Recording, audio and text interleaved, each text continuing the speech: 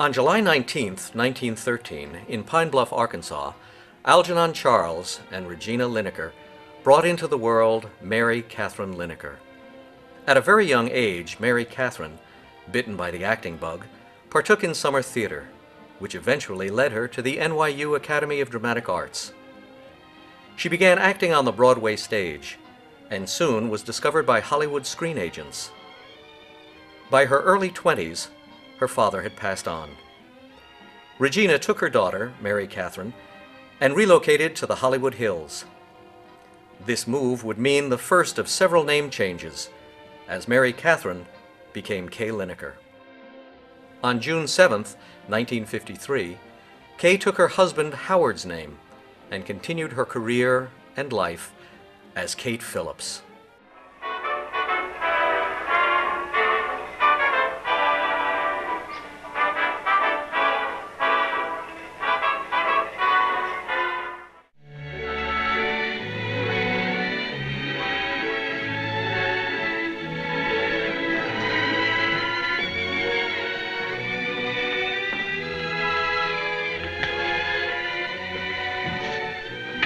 Benedictine, please.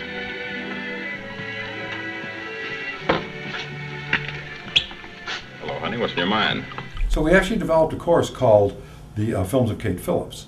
It was a fascinating course because she was, in my opinion, she was an A actress in B films. You want to know about a girl named Eve Cairo?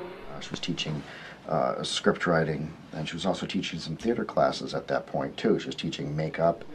What would you suggest to bring out the color of my eyes? I should think a touch more orange in your lip rouge would do it. I met her through the department, through Larry Benequist and Bob Gunther, and taking her screenwriting class. She really helped to raise so many people's self-esteem. It was really astounding, the following she had. The first film that I made, which is called The Murder of Dr. Harrigan, I play a nurse. You've proposed in elevators and ambulances, but I won't give you an answer until you pick the one place I consider most fitting for your actions. Swell, where's that? The psychopathic ward. I had been saying to my agent, I want to do a Western. I want to do a Western. Turn around. Put your hands back here. And my agent said, Kate, the only thing that happens to an actress in a Western is you stand by the corral fence and wave goodbye to him as he rides off into the sunset. I wouldn't marry you if you were the last man on earth. You're just not worth two hoots. Take that dink and get out of here and don't ever let me see you again as long as I live. One of the things that really impressed me was it was written by a woman, which was not usual in those days. There were very, very few women writers. She wrote scripts for Dr. Kildare. She told me she wrote scripts for the I Remember Mama show, which I used to watch as a little kid. And unfortunately, they were never kinescoped, so they don't exist. In the case of the Blob, that silicone creature becomes an instrument of uniting two generations. And that was her plan. It didn't surprise me when she said that.